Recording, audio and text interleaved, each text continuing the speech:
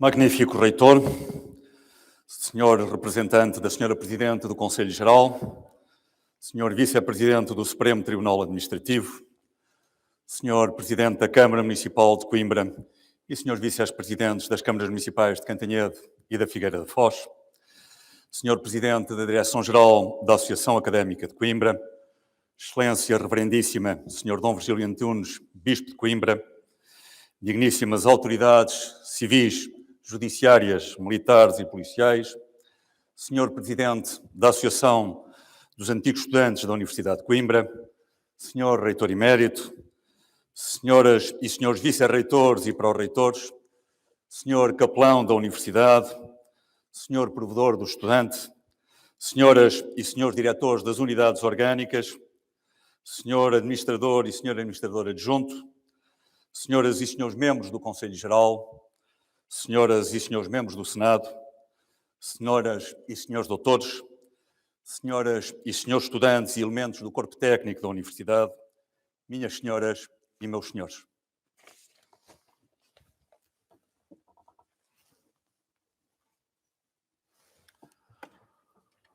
O incessante dobrar dos anos traz-nos, uma vez mais, ao início de um novo ano académico.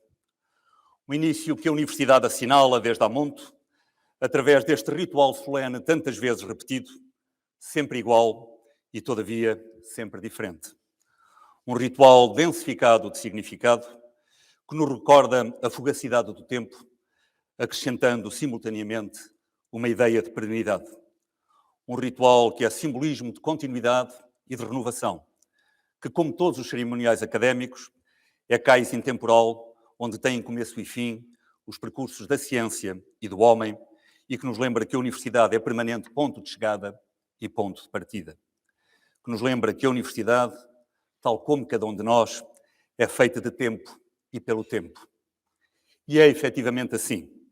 Como escreveu Manuel dos Santos, somos feitos de tempo. Fazemos o tempo e somos feitos e desfeitos pelo tempo. Os anos passam e são o nosso rosto.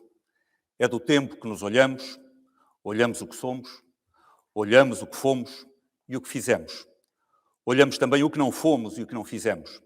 Olhamos para trás e lembramos luzes que iluminaram sombras nas nossas vidas e sombras que por vezes nelas obscureceram luzes. Olhamos os dias passados e os que estão por vir.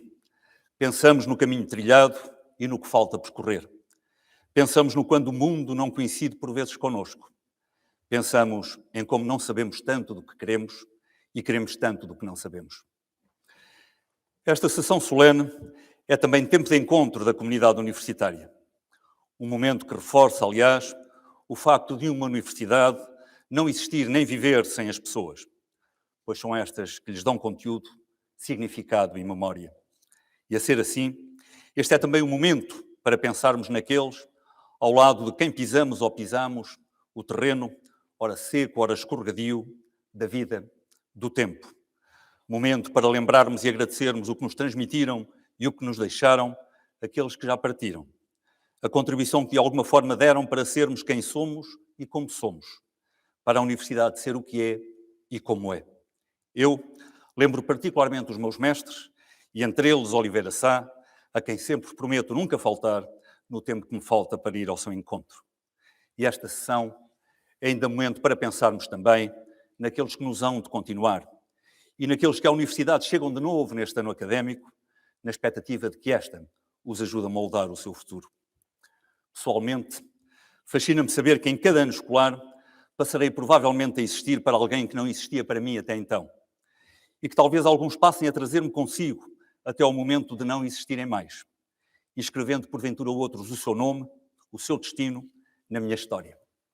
E esta realidade condiciona essa sensação de uma ansiedade feliz, de uma alegria que espera pela sua vez, algo que a vida docente proporciona de uma forma absolutamente indizível. Atravessámos 2 anos muito peculiares, anos que perdurarão na memória do tempo e dos quais se falará muito no futuro. Foi um espaço temporal singular, feito de reclusões e de fugas, de encontros e desencontros, de opacidades e transparências, de alegrias e tristezas, de solidão e companhia, de fobias e poucas folias, de esperanças e desilusões, de expansões e contenções, de serenidades e tumultos. Um tempo efêmero que parecia infinito, de procura e busca constante, de assimilação contínua de novas realidades, conhecimentos e ideias. Um tempo em que a ciência assumiu um papel fundamental. Um tempo em que podemos constatar, uma vez mais, em como a maior dificuldade é sempre não tanto a de compreender as ideias novas, mas, sobretudo, a de nos libertarmos das ideias velhas. Talvez, como também é difícil compreender que não há uma última palavra, tal como não há um último número. E é precisamente da necessidade de compreendermos as ideias novas que nos falaram muitas das orações de sapiência proferidas ao longo dos séculos, como nos dá conta a escrita autorizada e elegante de Rui Marcos, num texto notável sobre as orações de sapiência na Universidade de Coimbra e, sobretudo, na sua Faculdade de Direito. Na oração aqui proferida em 16 de outubro de 1881, um dos mais notáveis vultos da medicina coimbrã, Costa Simões, surpreendeu ao fugir aos cânones discursivos habituais, que até então visavam o louvor das ciências e exortar os ouvintes ao estudo delas, para centrar a sua intervenção nas reformas que, no seu entender, deveriam ser introduzidas na Faculdade de Medicina de Coimbra. A partir de então, as intervenções da minha faculdade passaram a centrar-se na análise do ensino universitário ou do ensino médico, para mais tarde, a partir de 1954, passarem a envolver o louvor das áreas médicas, de que eram cultores aqueles que as proferiram, ou até de temas específicos dentro de cada uma delas. Mas hoje não será assim. Não farei qualquer louvor das ciências, nem mesmo das áreas médicas a que tenho dedicado a minha vida profissional, a medicina legal e a medicina do trabalho, e nem mesmo de qualquer tema específico inerente a alguma delas. Em boa verdade, não farei louvores ou elogios. Deixarei apenas algumas considerações dispersas sobre aspectos gerais ligados à universidade, fruto das reflexões citadas pelo encargo recebido da minha faculdade para hoje aqui a representar. Reflexões tidas quando, no silêncio lento das cada vez mais frequentes noites sem sono, dessas noites que nos proporcionam os momentos em que escutamos melhor a voz da nossa mudez, cogitava sobre o que vos poderia falar hoje aqui. Tenho para mim que pensar, ou melhor, repensar a universidade, deve ser um desígnio constante.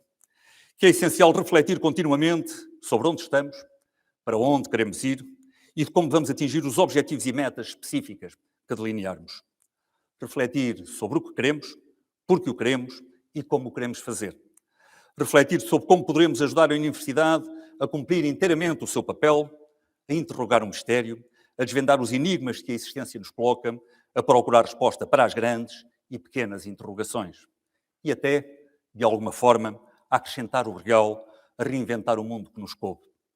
Refletir, por exemplo, sobre como poderemos estabelecer objetivos e metas que sejam claros, realistas e motivadores, relevantes e vantajosos, tangíveis, mensuráveis e economicamente sustentáveis, calendarizáveis e orientados por resultados. De como o podemos fazer de forma efetiva e não através de cansativos e repetitivos planos estratégicos e de ação, sempre mais ou menos bem elaborados, sempre repletos de boas intenções, mas cujo conteúdo tende, com frequência, a ficar esquecido no papel e relativamente ao qual não se prestam contas nem se pedem responsabilidades. Refletir como iremos monitorizar e avaliar o progresso realmente obtido. Como iremos concretizar monitorizações que permitam verdadeiramente melhorar e que não sejam, por exemplo, do tipo de alguns modelos impostos às universidades por agências de avaliação e acreditação do ensino superior, como seja o inquérito do sistema de dinamização da qualidade pedagógica, que periodicamente nos pede pronunciamento sobre o ensino que ministramos e sugestões de melhoria, para depois nada ser proporcionado que consinta as alterações propostas e tudo tender a ficar na mesma. Refletir sobre os processos de avaliação, e nomeadamente sobre a própria avaliação docente, hoje cada vez mais enfeudado ao número de publicações, ao número de citações, a fatores de impacto, etc., e tendo já pouco ou nenhum relevo a qualidade do ensino ministrado, a inspiração que o docente representa para os alunos, a motivação que lhes incute. Regras que, tendo alguns aspectos indiscutíveis, podem, por outro lado, levar a desvirtuamentos valorativos muito negativos, nomeadamente à estranha sensação de que o bom académico, atualmente, parece ser apenas aquele que consegue a publicação de artigos em revistas com alto fator de impacto, tendendo-se ainda por cima a tratar de forma igual áreas que são necessariamente diferentes. A academia, quando vista numa perspectiva exclusivamente métrica, corre o risco de deixar de ser a comunidade solidária e cooperante que deve constituir para se transformar num grupo de indivíduos em competição uns com os outros. E, na verdade, como escreveram Alvason e colaboradores em 2017, nunca antes na história da humanidade tantos escreveram tanto com tão pouco para dizer a tão poucos. Se olharmos para a medicina, deverá ser este o caminho da avaliação docente?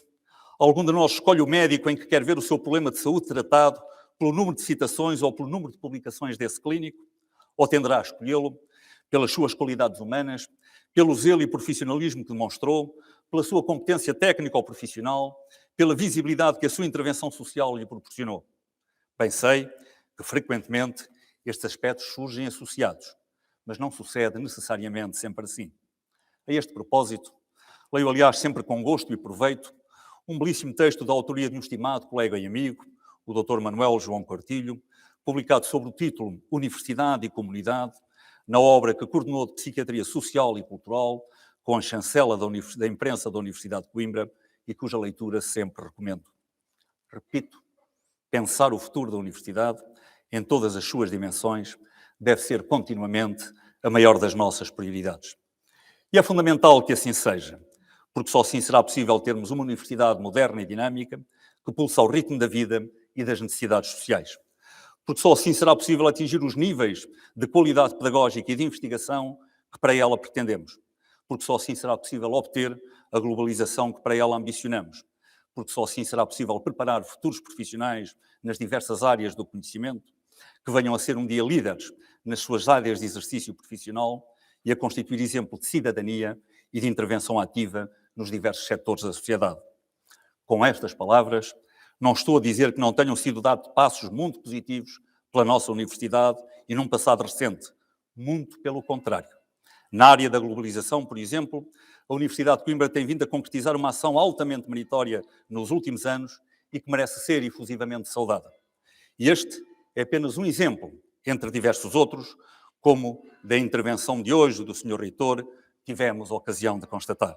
Mas a verdade, porém, tal como já tive a ocasião de escrever, é que vivemos numa sociedade cada vez mais em constante e acelerada mutação, num contexto de incessantes e intensas mudanças científicas, tecnológicas, políticas, económicas, sociais e culturais.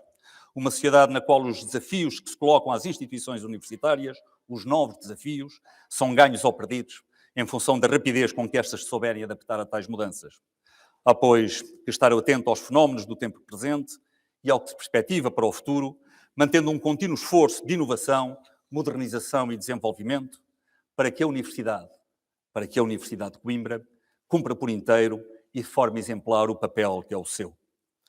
Ora, também no campo universitário a competitividade é grande. O país está hoje, felizmente, repleto de universidades. Para além de um amplo leque de instituições universitárias públicas, temos inclusivamente universidades privadas, eu diria que para todos os gostos e de todos os feitios. Modernas, abertas, independentes, lusíadas, lusófonas, europeias, atlânticas, internacionais, autónomas, livres, católicas, apenas para dar alguns exemplos. Considero muito salutar que assim seja, e várias delas representaram um complemento muito positivo da rede universitária pública, constituindo até ações que algumas desenvolveram exemplos para estas. Esta é uma pluralidade fundamental, uma diversidade que constitui seguramente uma das nossas maiores riquezas. Mas é fundamental estar também atento ao que algumas universidades retratam e ao desvirtuamento que podem representar do que deve ser verdadeiramente a universidade. Pessoalmente, e isso resultará seguramente das minhas muitas insuficiências, tenho, por exemplo, uma enorme dificuldade em aceitar instituições ditas universitárias, onde se atribuem diplomas na sequência da realização de apenas 3 ou 4 unidades curriculares, sendo todas as outras creditadas por equiparação. Acredito na Universidade da Vida, mas não a esse ponto. Assim como não entendo, não aceito, universidades que não produzem ciência ou com critérios de admissão que põem em causa elementares princípios de igualdade e de transparência. Tal como tenho dificuldade em aceitar que aqueles que detêm o poder de decisão consintam nestas situações, ainda que entendam o porquê do silêncio habitual. Temos, pois, de estar atentos aos desafios que os tempos atuais nos colocam e àqueles que os tempos que se avizinham e adivinham suscitam. Para vencer os desafios que se vislumbram, Não bastam mais recursos humanos, financeiros, tecnológicos ou logísticos, ainda que estes sejam obviamente importantes. Não bastam também novos modelos orgânicos ou de gestão, por melhor estruturados e funcionais que sejam. Para vencer estes desafios é necessário, se não mesmo indispensável, um maior ânimo e determinação, um espírito de verdadeira solidariedade, sinergia e partilha entre as diversas unidades orgânicas, estruturas e serviços da universidade e entre todos aqueles que nela trabalham. Uma ainda maior aproximação e intercâmbio de experiências e conhecimentos, um mais profundo envolvimento de todos. A universidade, tal como a vejo, terá que ser mais do que um mero conjunto de unidades orgânicas e serviços funcionando sobre uma mesma designação. Deverá constituir um corpo uno, com um pensamento próprio, uma vontade de ação, uma política, uma alma. Acredito que é possível lá chegar, até porque tem de ser assim. Bem sei, sabemos todos, que dificuldades diversas, dúvidas e angústias continuarão a afetar as universidades e a nossa universidade nos próximos tempos. Que está longe de ser ultrapassada a situação de crise que o país e as universidades cronicamente atravessam. E que é previsível até, pelo contrário, algum agravamento da situação num futuro próximo. Ao longo dos meus já 37 anos de ligação docente à Universidade de Coimbra, vi como sucessivos projetos de desenvolvimento que já então eram urgentes foram continuamente adiados, refeitos ou até esquecidos, à medida que os governos mudavam. Vi como algumas propostas particularmente pertinentes da parte das universidades pouco mais geraram do que indiferença por parte do poder central. Observamos, decisores agindo sobretudo em função da sua própria sobrevivência e surpreendemos-nos, incomodámos-nos com o oportunismo e casuísmo de algumas decisões, cedendo à necessidade de simpatia, de popularidade, de visibilidade, de pressões e interesses instalados, pessoais, institucionais ou político-partidários. Mas assim foi sucedendo também por culpa nossa, por culpa da nossa passividade e do nosso silêncio. Aliás, foi por culpa de tantos silêncios que muitas vezes se adiou o necessário e o possível. E por causa de tantos impossíveis que colocaram ou que colocámos à nossa frente, esquecemos ou negligenciámos por vezes o que poderia e deveria ter sido feito. Mas sabemos que não podemos desistir, que é preciso mudar sem cedências as realidades de eventuais interesses instalados, a cumplicidades, a conivências torpes ou a posicionamentos dos que procuram denegrir tudo o que não lhes agrada ou não compreendem. Que não é possível consentir em posicionamentos similares aos de alguns, que se dão ao luxo de nada fazer, a não ser fingir que fazem. Que não é possível aceitar que os lugares da responsabilidade sejam ocupados por quem nada evidenciou de relevo na sua carreira profissional anterior, e menos ainda que tal possa suceder por critérios de amizade, de familiaridade ou simpatias, nomeadamente políticas. E não nos interessam aqueles que não ambicionam para lá do fim do dia. É fundamental querer uma universidade onde os profissionais que nela trabalham sejam os melhores entre os seus pares e que nela se deparem sempre com uma vivência dinâmica, motivadora e criativa, onde não experimentem jamais a estagnante e monótona rotina do dia-a-dia, nem quaisquer sentimentos de frustração. Profissionais que no exercício das suas funções nunca coloquem o privilégio das relações pessoais sobre o rigor da competência. Profissionais que se destaquem pela sua elevada qualidade e diferenciação, mas também pelo ânimo, pela determinação, pela dedicação, por um sólido espírito de solidariedade. Profissionais conscientes da necessidade de uma permanente atualização técnico-científica e pedagógica, do estabelecimento de parcerias, da partilha de reflexões e preocupações, da análise crítica de resultados. Profissionais com capacidade para romperem com a passividade, com a inércia, com a falta de ambição, caracterizados pela energia, pela iniciativa, pela criatividade, pela imaginação e pela ousadia. Profissionais que sejam vozes de alerta e de exigência, mas desde logo consigo próprios. Académicos que se esforcem diariamente em prol dos valores e das causas do ensino e da investigação científica, que saibam alimentar continuamente a confiança na prestação de mais e melhores serviços e seguros da sua capacidade de construir. Académicos que se entusiasmem com a missão universitária e que saibam entusiasmar. Que não se acomodem, que se inquietem e saibam inquietar. Que não sejam daqueles que se conformam com uma forma de estar na vida tão ao jeito da água tónica, que não é doce nem amarga, nem esfuziante nem taciturna. Mas académicos que constituam também exemplo de seriedade, de verticalidade, de serenidade e de cidadania. Que sejam, antes de tudo, senhores. Tenho, aliás, para mim, que a primeira missão da universidade deve ser formar senhores. E só depois, mas logo depois, cidadãos altamente qualificados nas diversas áreas do conhecimento.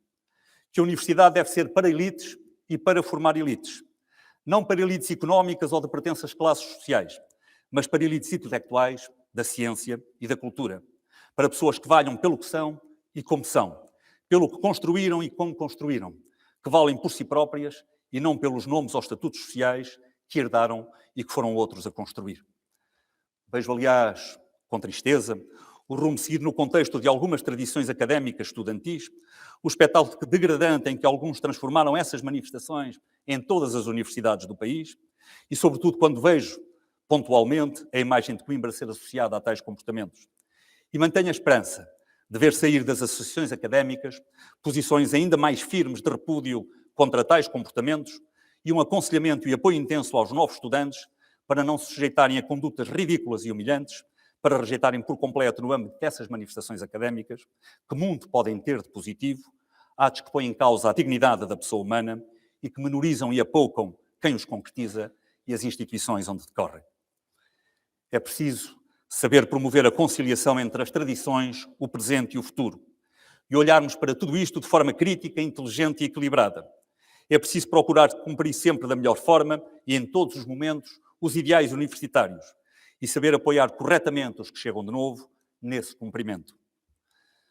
As diversas unidades orgânicas que compõem a nossa universidade são certamente diferentes na sua maneira de ser e de estar, na sua forma de pensar e de agir. Une-as, todavia, este sentimento de comum de pertença à nossa universidade, de amor por ela, e nela continuaremos a procurar concretizar em cada ano um sobressalto de esperança, onde sonho e realidade se cruzam. Sonho e esperança que teremos de cumprir e que nunca devemos trair. Por isso temos em conjunto que saber esforçar-nos todos os dias pela melhoria da nossa universidade, pela concretização de projetos fortes e exemplares que assumam como matriz a bandeira da excelência e da qualidade em todos os seus setores. Que continuar todos os dias a procurar fazer desta universidade a instituição de referência que queremos que seja sempre e a encarar os desafios que se nos colocam como metas. Acredito nas potencialidades do percurso percorrido no passado e daquele que estamos a percorrer. Acredito que saberemos encontrar sempre o caminho correto e suscetível de nos proporcionar um futuro cada vez mais credível. Acredito que temos hoje, que teremos sempre, uma larga margem de progressão. Acredito que é sempre possível reinventar um futuro melhor do que o presente e de que vale a pena lutar por ele. Que é ainda possível fazer mais e melhor. Acredito em manter o sonho vivo e em fazê-lo crescer. E, acima de tudo, acredito, como sempre afirmo, que em conjunto poderemos fazer coisas extraordinárias. E assim sendo, que em cada ano académico, como aquele que agora se inicia, saibamos percorrer o caminho que temos pela frente com sabedoria. Sabedoria que implica que saibamos ouvir e entender com curiosidade pessoas e acontecimentos e responder oportunamente a esse real, em vez de vivermos sequiosos de despejar discursos de afirmação própria ou fechados em receios que mais não são do que isso. Sabedoria que nos deve levar a nunca desistir do mundo e a ter a certeza de que, se por um lado nada nos é garantido, também não é menos verdade que poderemos sempre mudar tudo, ou quase. Que poderemos sempre, individual ou coletivamente, recomeçar de novo e a qualquer tempo. Escrevi um dia que a Universidade de Coimbra tem no seu passado exemplos de muitas grandezas, múltiplos aspectos de que se pode e deve orgulhar, mas que tem também no seu passado algumas fragilidades. Umas e outras têm de assumir por igual. Não fará muito sentido formularmos agora juízos de valor sobre a história, mas vale a pena sim conhecê-la, guardar memória dela e tirar as lições adequadas ao nosso tempo.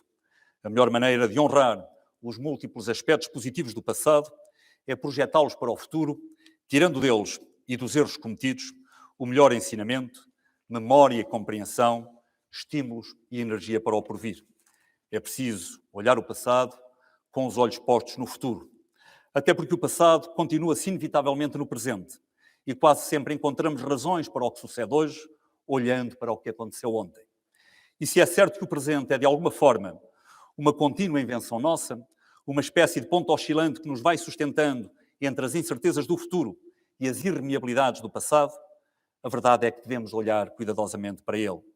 Até porque, como não se pode alterar o passado, só nos resta mesmo mudar o futuro. E isso se faz intervindo no presente. Saibamos, pois, valorizar e preservar o que herdamos e preservar e valorizar também a diversidade de perspectivas que deverá sempre emoldurar a visão estratégica da universidade. Saibamos viver e agir com a consciência plena da dimensão histórica e do prestígio da nossa universidade, das suas singularidades como guardiã de um valioso conjunto de memórias e tradições, de que é muito o que está bem e deve ser cuidadosamente preservado, mas com igual consciência da necessidade de estarmos atentos aos ventos de mudança que, repito novamente, impõem inovação, renovação, ajustes e adaptações constantes.